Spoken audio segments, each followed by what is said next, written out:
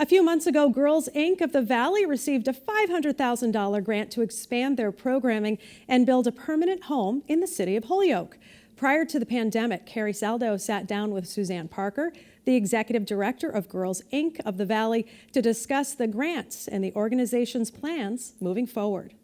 Well, let's see, range from just like almost wanting to pass out and faint, but certainly really overwhelmed with appreciation and just thrilled to receive that size of a grant. This is the first largest grant of this size that we've ever received in the history of Girls Inc. And you have ambitious plans for how you're going to use the money and roll it out. As I understand it, 3 goals.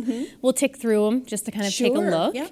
One, I understand, is a new facility for you. You're currently in Holyoke. You're close to the Children's Museum, already in the downtown. But the plan is for a new facility still in the downtown. So how would the new site be different from what you currently have?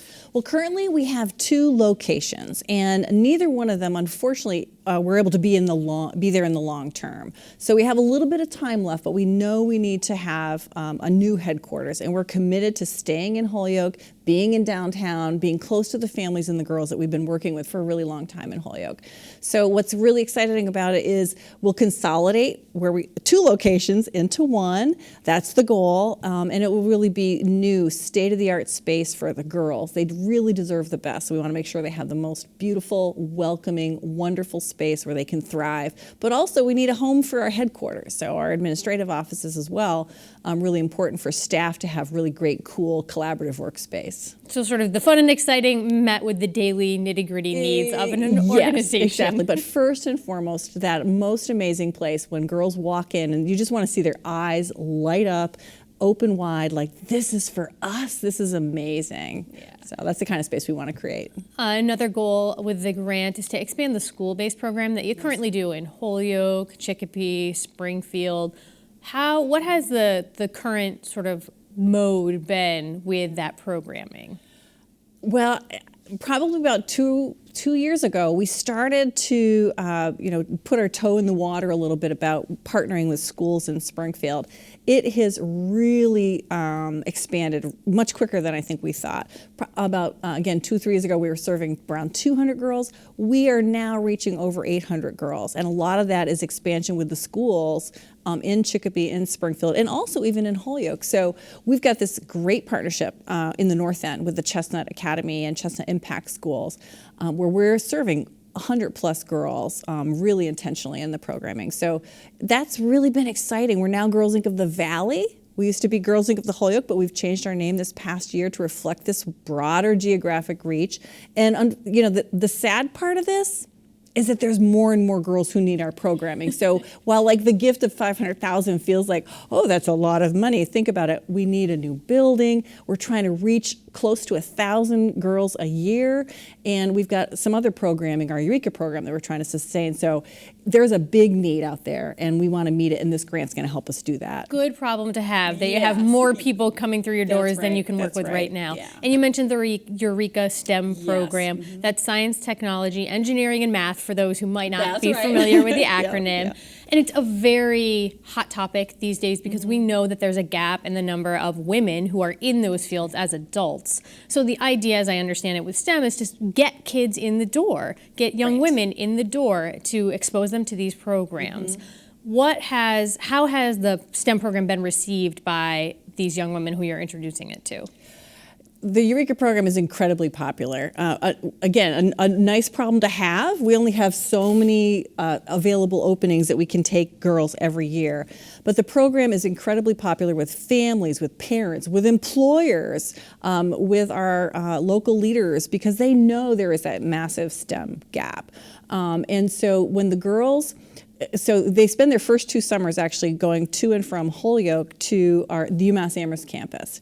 And they're in those labs. They're wearing lab coats. They're wearing the goggles. They're learning pipetting skills. They're learning about neuroscience. They're learning structural engineering. It's about exposing them to different opportunities in careers. And at that young age, 8th grade, 9th grade, 10th grade, that's when we need to think about inspiring girls to consider STEM careers, because that's often when it will fall off. We hear from girls that will say, ooh, if I get a good grade in math, there's this like peer pressure of, don't be too smart in school. Right.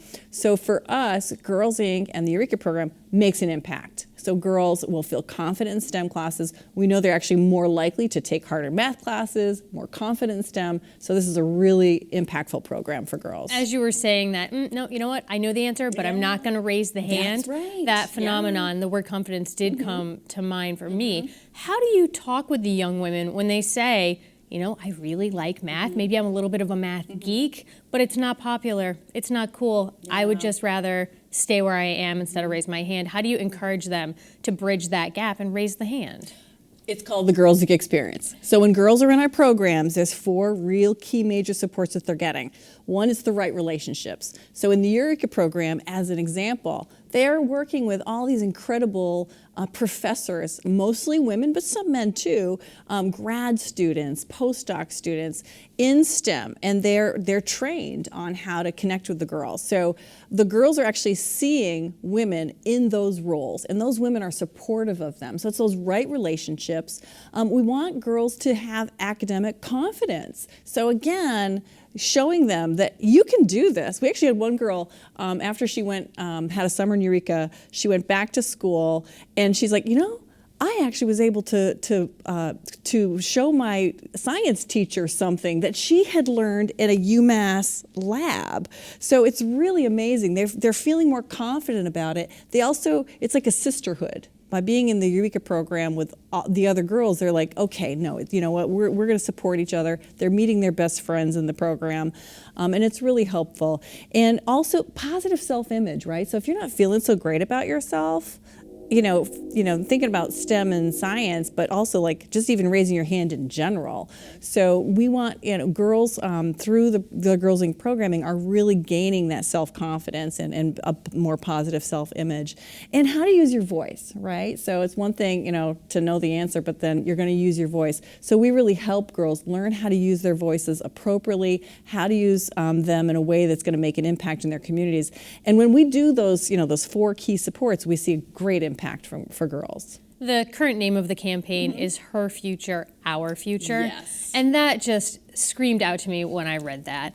Because I think as adults sometimes we think, well, you're a little young for that. We'll get to it. Not quite yet. You're not ready. Yeah. So is there a process of sort of retraining adults to say, Yes. you know what, kids are our future. We really need to think that way. Carrie, I am so glad you said that, because a lot of times, and I've even had to rethink how I frame things and how I communicate, because we often say, today's girls are tomorrow's leaders. You know what? Look around. Some of the most incredible leaders that we're seeing right now are these young women and even teenagers. Right. So if we untapped that potential in girls. I mean, we have one of our girls recently, she just spoke at an event, Maya, who she's on the Teen Advocacy Council for the whole country, working closely with Girls Inc. She's going to be going down to Washington, D.C. to meet with senators and congresspeople to talk about, changes that they want to see.